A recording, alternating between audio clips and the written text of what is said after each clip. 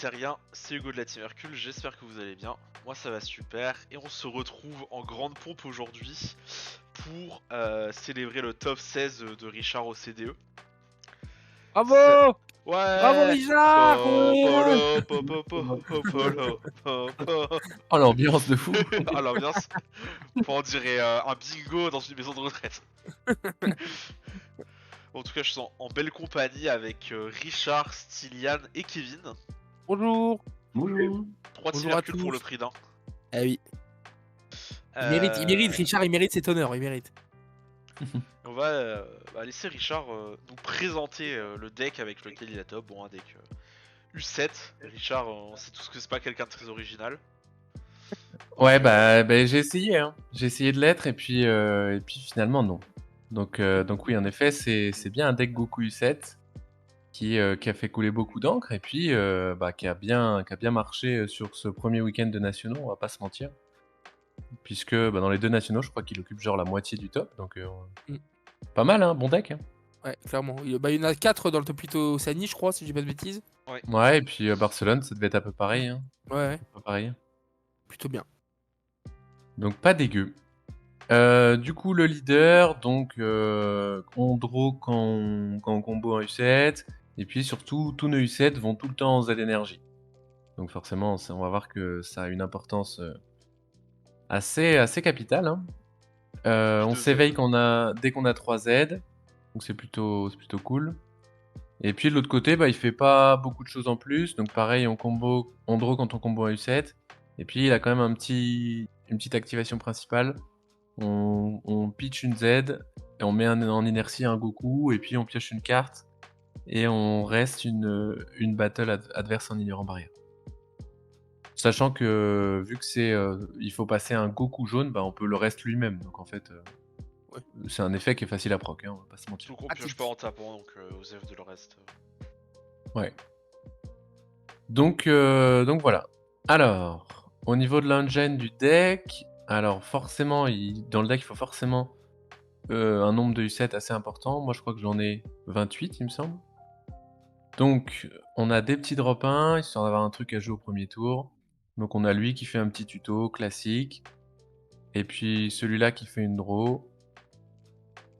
Et ces deux-là, plus elle, les trois, ils ont un effet similaire.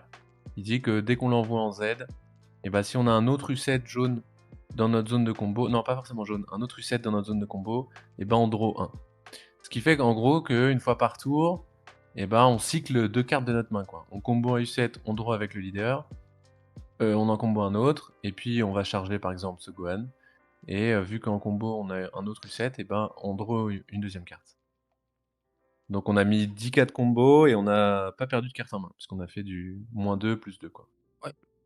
Donc c'est pas mal, que ce soit pour push un petit peu ou pour se défendre. Défendre une attaque par tour, en fait, le deck, il adore faire ça. Voilà, Petite ensuite, donc précision, ouais, t'as pas 27 U7, t'en as 32 parce que t'as les super combos. Mais j'en ai t'as bien ouais, 28, pardon, mais t'as bien 28 28 U7 jaunes. jaunes. Ouais, c'est ça. Voilà, donc elle a aussi un autre effet. On défausse une carte de la main et on la retire depuis les Z, et puis on combo 2 U7 jaunes depuis la drop. Donc en gros, pour une carte, bah, vous avez 2 cartes en combo. Donc c'est vraiment un +1 gratos, quoi. Et puis si on a vraiment plus de U7 en main, bah, ça peut permettre de proc l'effet leader, donc c'est carrément cool. Ensuite, dans les autres U7, bah, on a les cartes un peu plus menaçantes, hein. Il faut bien y venir. Donc on a, alors je vais commencer par lui peut-être. Donc on a lui qui se joue, donc j'en ai 4 aussi de celui-là. Lui il se joue depuis les Z, il coûte 1, quand il arrive il tue un truc en inertie, et puis quand il est en mode inertie, les battles adverses peuvent pas attaquer notre leader. Donc en vrai il est cool parce que bah, l'effet de le forcer, l'effet Deadly Defender là, il est un peu cool, même s'il est pas insane, parce que souvent elle va juste mourir cette carte. Mais surtout il clean un truc, quoi. Et en fait dans le deck, c'est un des défauts du deck, hein, le deck il a très peu de clean de board. Donc on est content de l'avoir lui. Ensuite, les cartes un peu plus menaçantes, on a ça. Donc lui, il se joue T3, il coûte 1, il est 20 000 répliques, et puis quand il attaque ou quand il est mis en Z, on peut reste une battle adverse. Ou un unisson. Donc en vrai, il est cool à jouer, mais au final, il me semble que ce que j'ai utilisé le plus, c'est son effet de mise en combo, de mise en Z. Ouais. En défense, mettre reste un truc gratos pendant le tour adverse, c'est fort quoi. Mhm. Ensuite, on a lui, il arrive à partir du T3, et il est surtout utile pour faire l'effet leader dessus. Quand on va faire notre effet leader dessus, l'adversaire il va mettre une carte de sa main dans ses points de vie, et puis nous on va mettre une carte de ses points de vie en Z énergie. Burn. Donc en gros, voilà, En l'adversaire gros, c'est il fort. perd une carte de sa main quoi. Il perd une carte de sa main, et puis avec une Z extra qu'on peut regarder tout de suite, hein, avec 7 Z extra du coup, Ouais. elle dit que dès qu'il y a un PV adverse qui est mis en Z, et on la pète de notre board, et puis on en met un autre en Z. Donc le deck il a toujours un plan de jeu qui peut consister à juste chill, et puis burn les PV adverses un par un, jusqu'à ce qu'il n'y en ait plus quoi. Donc tu peux pas trop temporiser pendant 20 ans contre ce deck. Ok. Et puis ma carte préférée du deck, La menace. le drop 6. Donc lui, il faut que l'adversaire ait 3 énergies, donc il arrive soit à T3 ou T4, ça dépend qui est start. Il clean une battle adverse en inertie en ignorant barrière, donc ça c'est cool d'avoir du removal de barrière pour pas cher. Et donc il est 30 000, et quand on joue, il gagne skill, on pète 3 énergies et on le redresse. Il a l'autre skill, bien sûr, quand il pète une battle, quand il met comme une battle en combat, on paye une énergie jaune, et pour chaque paquet de 5 Z d'énergie qu'on a, et l'adversaire, on burn un PV à l'adversaire. Un PV en Z d'énergie. Donc l'effet est super cool, mais au final, moi je suis un animal, donc l'effet que j'ai le plus utilisé, c'est redresser. En fait, Ouais, bah oui. moi C'est lui pas je fort, hein. l'utilisais surtout pour... J'avais cette Z qui était setup, donc cette Z qui booste mon leader pendant un tour, mais surtout après quand je joue un Goku U7 jaune, je peux lui donner 10 000 pour le tour. Et en fait, moi j'utilisais surtout ce drop 6 avec la Z, donc il avait 40 000, et puis je mettais juste 4, 5, 6, 7 attaques sur le leader à 40 000 quoi. Tellement free. Et puis souvent l'adversaire il explose hein, contre ça. Donc ouais, cette carte est incroyable hein. Ok, Et MVP du d'ailleurs, deck. MVP du deck de fou. En tout cas, dans la manière dont je jouais le deck, hein. Je pense qu'il y a certains joueurs de U7, leur MVP c'était plutôt lui, hein. Ouais. Mais moi le mien c'était lui là, le week-end dernier. Toi, tu préfères taper, toi. Moi je suis un animal, ouais. Compréhensible. Et tac, qu'est-ce que je voulais dire? Oui, à noter qu'on peut le balancer dans d'autres decks, cette carte. Mais ouais, forcément, ce sera moins fort, quoi. Parce que payer 3 Z dans les autres decks, en gros, il va se relever au mieux une fois, quoi, mais pas beaucoup plus. Mm. Mais ça vaut le coup d'être noté, parce que avoir un removal de barrière pour 1, c'est pas mal, hein. Surtout en jaune. Pour 1, une 30 000 qui gère un truc avec barrière, c'est cool, hein. Après, il faut 4 Franchement. énergies Z. Il faut 4 Z. Ouais. 4 Z, ça C'est peut pour être ça un que- peu chiant dans certains decks. C'est pour ça que ça peut être tricky. Ok, ensuite, tac. Donc ensuite, moi, j'ai fait le choix de mettre des mechas dans le deck. Donc j'ai 4 mechas dans le deck. Ce qui n'est pas forcément le choix le plus obvious, parce qu'on pourrait se dire que Végéto est juste plus facile à poser. Ce qui est vrai, Végéto il est plus facile à poser, puisqu'on a des aides très vite, et on en a tout le temps. Mais en fait, je trouve que Végéto c'est juste une moins bonne carte que Mecha Freezer. Et du coup, j'avais pris le choix de mettre Mecha Freezer, et du coup, je suis un peu obligé de mettre pas mal d'extra. Même si, par rapport au nombre de cartes dans mon deck, j'ai 56 cartes dans le deck. Et si vous regardez, je n'ai que 9 extra. Donc en fait, c'est pas énorme, hein, 9 pour 56.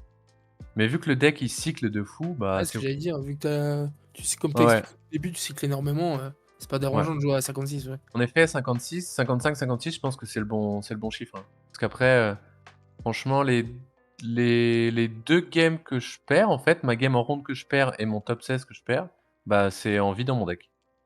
Donc OK. donc je pense que c'est bien 56, hein.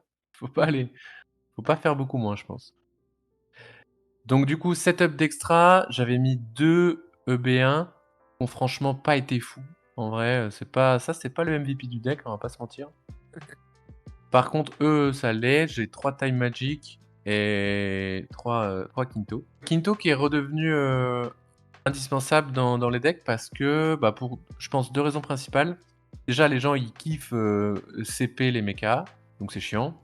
Si tu comptes que sur ça, c'est chiant. Et puis en fait, avec l'émergence des Z extra, et bah, tous les decks ont gagné une carte gratos à mettre en reste contre mecha. Et du coup, indirectement, mecha et végétaux aussi sont devenus un peu moins forts. Donc c'est pour ça que lui, il est indispensable. Et en plus, comme je l'ai dit, le deck, il a quasiment pas de clean de board. Donc contre certains decks, le board adverse, il fait juste que grandir et t'as pas forcément de réponse. Donc Quinto, c'est bien contre ça. Et puis, bah, y a toujours la secret puissance d'un Super Saiyan, bien sûr. On peut pas. Il y a pas trop de raison de s'en passer. Une des nombreuses secrets de jaune. Ouais, il y en a un paquet. Là. Après, donc toujours pour cette histoire de clean the board, bah, j'ai mis les Majin Vegeta, vu que notre leader c'est un Sangoku jaune. Parce que bah voilà, ça clean un truc gratos, ça se recycle. C'est 25 et à partir du T3 il a double frappe. Et puis pour faire proc son effet, avoir un Goku jaune en Z énergie, bah, c'est hyper simple. En fait, on l'a quasiment tout le temps. Donc quand vous mettez ça T3 et qu'on fait le cycle du leader dessus, bah ça fait peur. Hein. Une petite 35 double frappe, l'adversaire, il est pas très heureux. Quoi. On a Mathieu qui se ramène, on est 5 dans la vidéo maintenant. Bonjour Mathieu. Bonjour Mathieu. C'est la fête. Un invité de plus, parfait. Ensuite, tac tac tac. Donc j'ai un Bergamo. Bah, de toute façon, j'ai pas vraiment le choix, mais voilà. Donc j'ai quand même Bergamo. Même si depuis pas mal de temps, si vous allez checker mes vidéos précédentes de mes précédentes listes, dans mes précédents decks, j'étais un peu fâché avec cette carte. Mais en fait, dans le deck, c'est tellement facile de le faire proc. Bah, avec l'effet leader dont on a parlé tout à l'heure. On peut juste start par ça, mettre une battle adverse en inertie. Et directement, je mets Bergamo en start de tour. Ouais, c'est difficile de s'en passer, lui aussi, franchement. Voilà, ensuite j'ai 2 couleurs contre, classique. J'ai 2 Sin Shenron qui... Ouais, pareil, je pense qu'on peut pas trop s'en passer là. Dans la méta actuellement, eux, ils sont vraiment cool. Ils sont vraiment chouettes. Mes super combos, c'est les super combos U7. Parce qu'ils sont live à 5 PV. Et puis parce qu'ils permettent de faire proc, donc pas l'auto-draw du leader, mais ils permettent de faire proc les autos de toutes ces petites cartes là. Parce que quand ils sont envoyés en Z, il y a besoin d'un U7 en combo, mais pas forcément un U7 jaune. Donc en gros, c'est souvent appréciable d'utiliser le super combo pour faire proc cet effet. Ça peut être utile. Voilà, et puis on oublie Surtout, ma il va en petite Z secret. aussi. Il va automatiquement en Z. Et puis il va tout le temps en Z, t'as raison, ouais. Et puis ma secret, j'ai joué une secret qu'on n'a pas vue dans beaucoup de listes U7, je pense. Parce que je veux jouer You Are Number One pour ramener celui-là. Donc si vous regardez, j'en ai qu'un. J'accepte d'en avoir qu'un seul de lui là dans la decklist. Parce qu'avec Number One, au pire, on peut ramener un des 2 autres Goku de l'archétype, le 4 ou le 6. Et oui. Donc si lui il est en PV, et tant pis. Tant pis, j'accepte. Après, Number One, ça va chercher dans le deck la drop ou la main. Donc il y a vraiment Ouais, que faut juste que pas s'ils qu'ils au soient en fond PV. des PV. Ouais, c'est ça. Ok.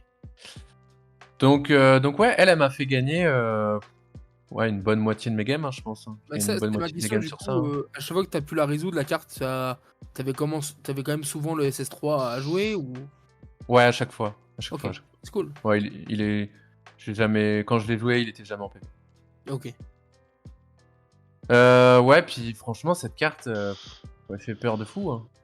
En vrai, Ah bon testez cette carte. Hein. À chaque fois que je l'ai joué, j'ai gagné, je pense. Trop fort. Sauf, ouais, non, sauf à mon top 16 où je l'ai joué, voilà, il me restait 2 cartes dans mon deck, je l'ai joué en mode. J'étais désespéré, quoi. J'ai payé 3 et puis je savais que ça allait pas marcher. À part ça, ça gagne, hein. Voilà pour le mail. Ensuite, dans mon Z, bon, on a déjà vu un peu, mais j'ai Ouais. 3 Z extra qui burn. J'ai 3 Z extra qui boostent le drop 6 U7. Et c'est ça qui est un peu, je pense, plus haut que la moyenne. Je pense que la plupart des autres joueurs, ils ont joué 2, voire certains une seule. C'est sûr. Mais comme je vous ai C'est juste c'est dit, cool. en vrai, moi, j'ai vraiment joué le deck comme une bête, comme un animal. Et du coup, Bon bah comme d'hab, hein.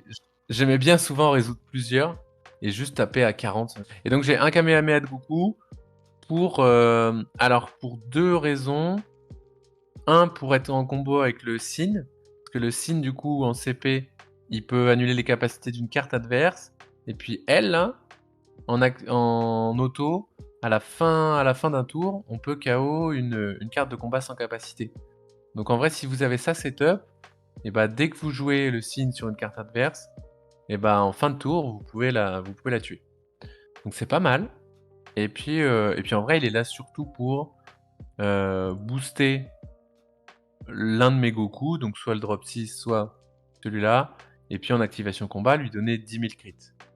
Donc avec number 1, quand on a lui qui est en 40 triple, et qu'avec ça, on lui redonne 5000 pour le tour, puis 10 000 crits pour la battle, bah on a une bestiole en 55 000 crits, triple.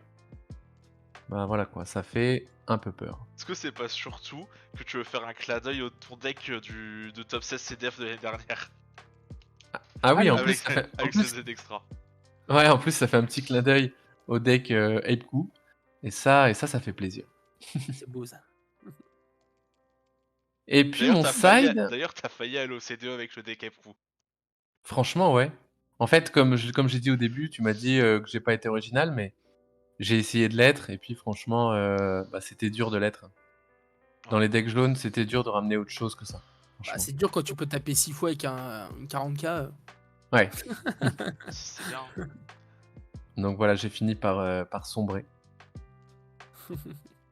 Et puis mon side, bah on va commencer par, je sais pas, les plus classiques. Donc il y a 3 Mutaito, qui est cool, bah il est toujours cool contre Gohan Vert, ça c'était classique.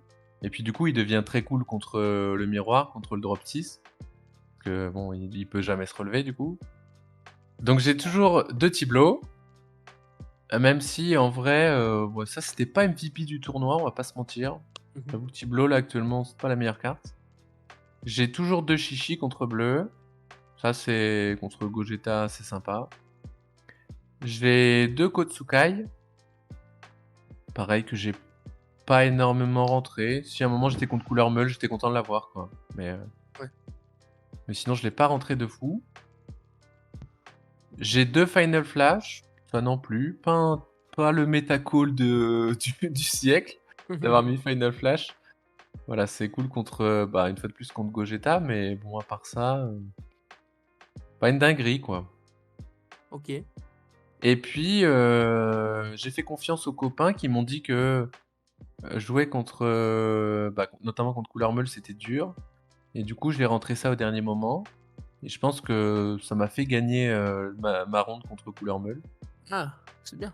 Ok. Donc lui était vraiment cool contre Couleur Meule. Et puis le dernier petit truc que j'ai tenté au dernier moment, c'est ça. Parce que bah, je me suis dit, une fois qu'on full tap l'adversaire avec number 1, si jamais il veut faire un contre à 1 sans payer le coup, ça pouvait être pas mal. Et en vrai, sur le papier, c'est trop bien. Mais dans les faits, quand j'en avais besoin, je l'avais pas. Et puis quand je l'avais en main, j'en avais pas besoin. Ok. Donc je l'ai pas mal rentré et je crois que je l'ai jamais utilisé.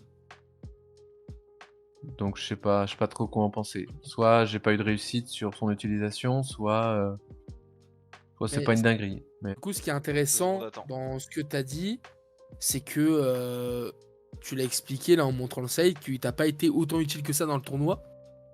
Du coup, là, ça montre que l'engine du deck, elle est vraiment forte en ce moment. Et que c'est pour ça que le deck il a été populaire lors de ce week-end des deux nationaux qu'il y a eu. Parce que visiblement, comme tu l'as expliqué, là, il y a plusieurs fois, le side, t'as pas eu besoin de l'utiliser, quoi. Ouais, de ouf, t'as raison. T'as raison, Attends. mon side deck, il a pas fait des dingueries, t'as raison. En même temps, le deck qui a 40. Allez, non. T'as quoi? T'as 32 U7 et des contres. Ouais. Oui, il y a ça aussi. Enfin, c'est dur de side dans ce deck. Parce Ouais, que ouais, je pense, le ouais. ratio du 7, t'as pas envie de le diminuer.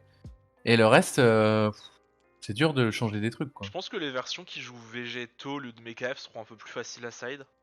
Vu que t'as moins d'extra, peut-être un peu plus de place. Hmm. Ouais, tu libères des places, c'est sûr. Et t'as ressenti un match-up vraiment compliqué avec le deck ou Bah, en fait, le seul match-up que j'ai ressenti vraiment compliqué, C'est le c'était miroir. le miroir. Ok. Parce qu'en fait, la faiblesse de ce deck, bah, c'est jaune. Donc, le match-up compliqué, c'est le miroir. Ok. Et en vrai, c'est un des miroirs les moins. Je sais pas comment dire, les moins marrants et les plus difficiles que j'ai pu jouer, je pense. Parce que c'est vraiment tricky, c'est vraiment prise de tête. Mhm. T'as ça là qui, quand il est sur le board adverse, t'as l'Activate Battle pour annuler les capacités d'une carte. Ce qui fait que Mhm. quand il y a ça sur le board adverse, et ben l'adversaire il peut jamais vraiment tenter quoi que ce soit avec son drop 10. Parce que l'autre en face il va juste dire bah ok, bah je te le blanchis pour 0 énergie et bisous. Et du coup, ça fait un miroir où les deux joueurs ils se regardent un peu dans le blanc des yeux. Il faut bien utiliser tes ressources, bien utiliser les aides extra. Et en même temps, il faut pas non plus trop commit parce que sinon, bah, il va se passer un truc.